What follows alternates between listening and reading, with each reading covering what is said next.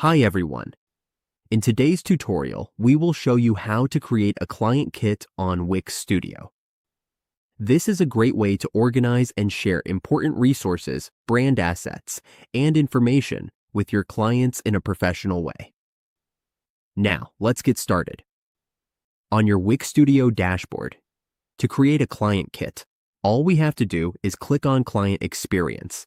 Here, we can immediately see the client kits.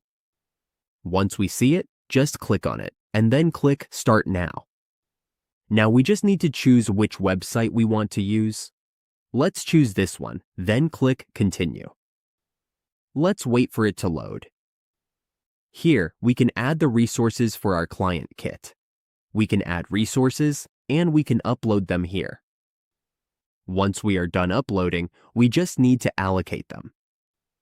Then, for the agency details, we just need to enter them. Next, our client will add the site collaborator or transfer site ownership. We just need to configure this. Once we do, we just have to click Save so that we can now have a client kit on our Wix account. And that's how we create a client kit on Wix Studio. With this setup, we can present our work more professionally and make collaboration with clients much easier.